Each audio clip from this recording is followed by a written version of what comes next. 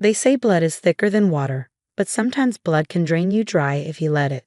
I learned this lesson the hard way, watching my hard-earned money disappear into the black hole of family obligations, until the day I discovered just how deep the deception went. My name is Sarah Mitchell, and I'm a loan officer at First Regional Bank.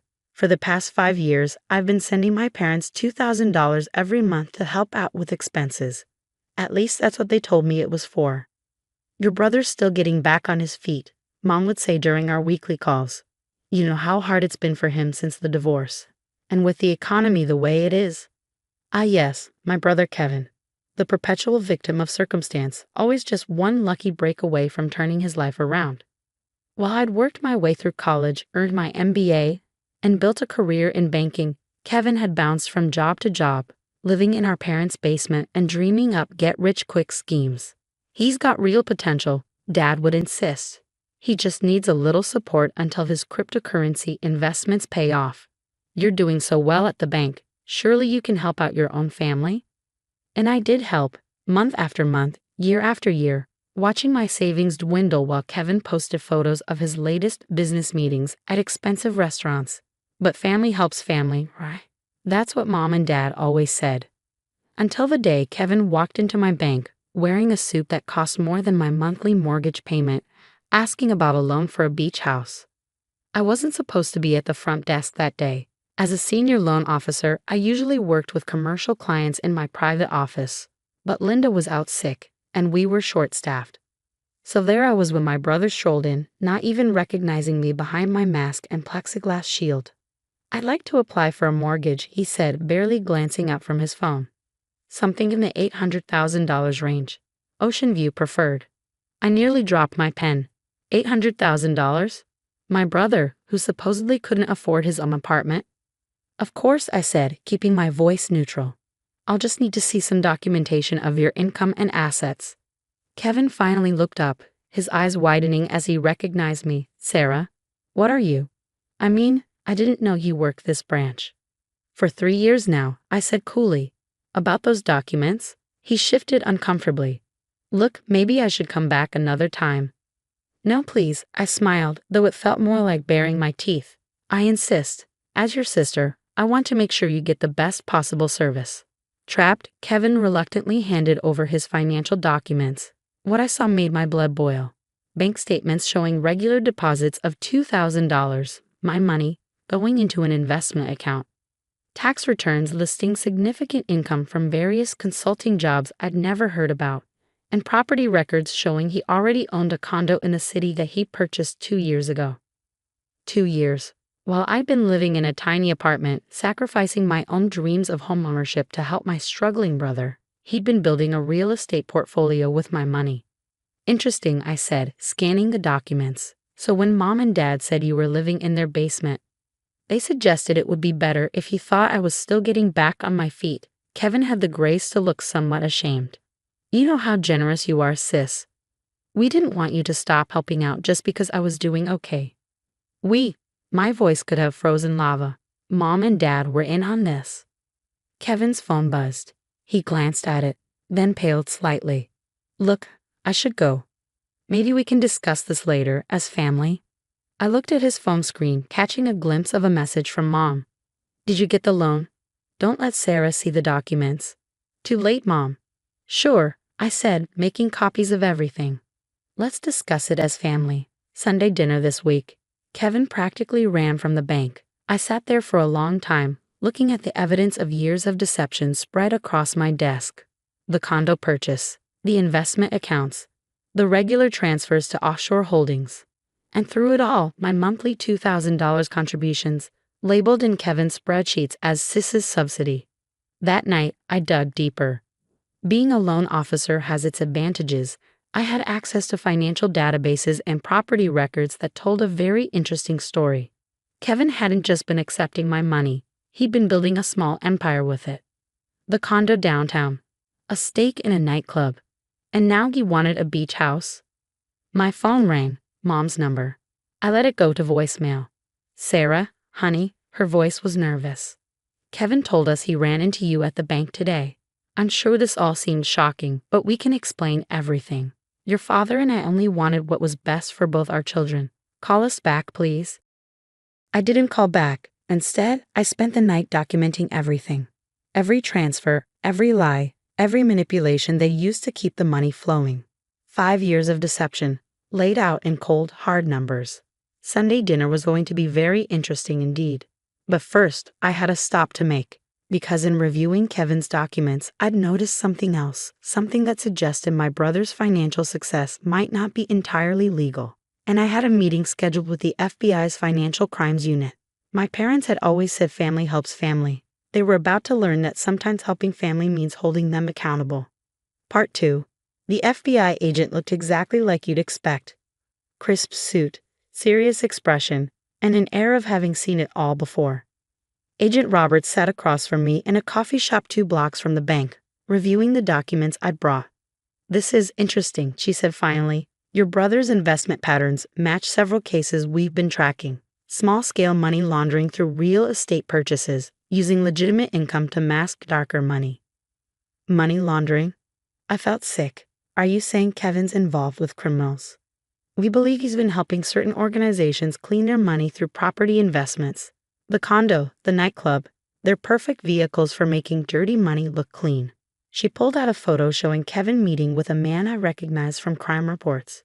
"Your brother's been on our radar for months, but we couldn't figure out where his seed money was coming from." "From me?" I whispered. "I've been unknowingly funding criminal enterprises."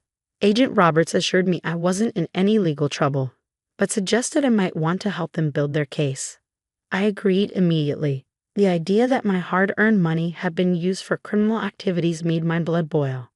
Sunday dinner arrived too quickly and not quickly enough. I pulled up to my parents' house, the same house where I'd grown up, where Kevin supposedly still lived in the basement, exactly on time.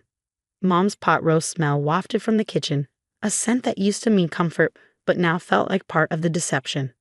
"Sarah, honey," Mom rushed to hug me. "We've been so worried. You haven't returned our calls." "Been busy," I said shortly, shrugging off her embrace. "Where's Kevin?" "Running a little late." Dad called from his recliner. "Business meeting." "Right?" I smiled tightly. "Meeting with Mr. Salvatore again?" The color drained from my father's face. So he knew about Kevin's criminal connections too.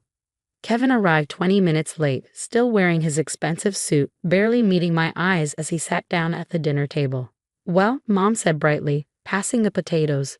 "Isn't this nice? The whole family together." "Let's talk about family," I interrupted. "Specifically, let's talk about what family means to all of you." "Sarah," Mom started, but I held up my hand. "For 5 years, I've sent you $2,000 every month.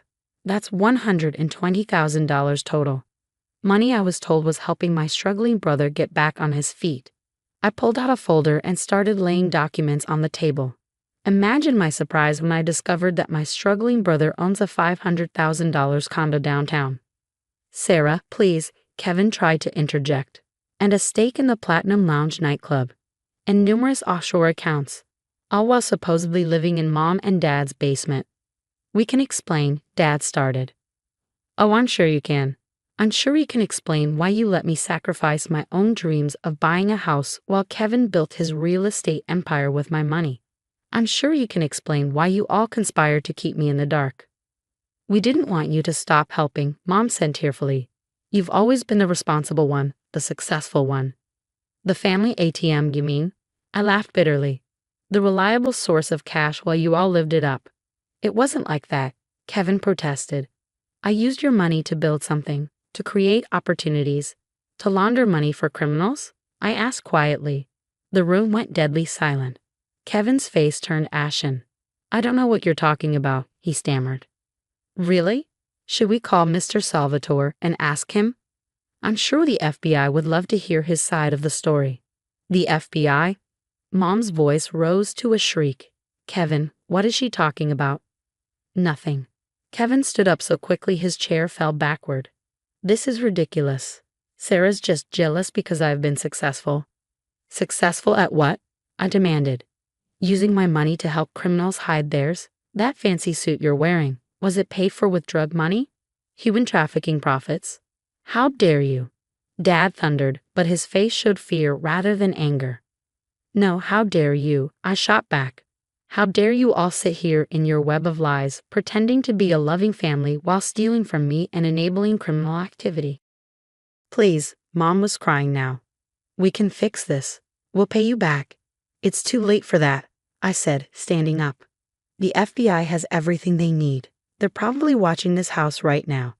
Kevin bolted for the door, but it burst open before he reached it. Agent Roberts led a team of FBI agents into the house, badges displayed. Kevin Mitchell, she announced, you're under arrest for money laundering, wire fraud, and conspiracy to commit financial crimes. What followed was chaos. Kevin was handcuffed and led away, protesting his innocence. Mom collapsed in tears while Dad tried unsuccessfully to intervene. I stood in the middle of it all, watching my family's carefully constructed facade crumble. The investigation revealed the full scope of Kevin's crimes. He'd been using my family support money as legitimate cover for laundering millions in criminal proceeds through his various business ventures. Mom and Dad hadn't known of the criminal connections, but they'd happily helped him deceive me to keep the money flowing. Kevin took a plea deal, 15 years in federal prison. The nightclub and condo were seized as criminal assets. Mom and Dad faced their own legal troubles for their role in the financial fraud, eventually agreeing to pay restitution. A year later, I sat in my new house, purchased with the money I'd stopped sending to my family, reading a letter from Kevin in prison. I'm sorry, he wrote. I got caught up in the easy money, the lifestyle. I told myself I was just being smart, using your generosity to build something bigger. I never meant for it to go so far. I didn't reply. Some betrayals can't be answered with words. Mom and Dad still call sometimes, their voices heavy with guilt and regret. They're struggling now, their retirement savings depleted by legal fees and restitution payments. Sometimes they hint about needing help with bills. I don't respond to those hints. Last week, I was reviewing loan applications at work when a young woman came in, desperate for help with her parents' medical bills. She was working 2 jobs, sacrificing everything to support her family. Let me give you some advice, I told her, thinking of all I'd learned. Sometimes helping family means learning to say no. Sometimes love requires boundaries.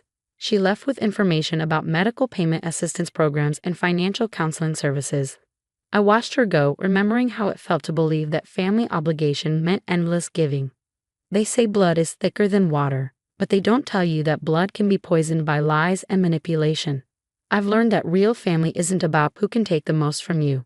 It's about mutual respect, honesty, and genuine support. I keep the FBI's case files in my home office, a reminder that sometimes the greatest act of love is holding people accountable for their actions. The documents tell a story of greed, betrayal, and consequences. But they also tell a story of freedom. Freedom from manipulation. Freedom from endless obligation. Freedom to build my own life without carrying the weight of others' deceptions. That's worth more than any family dinner could ever be.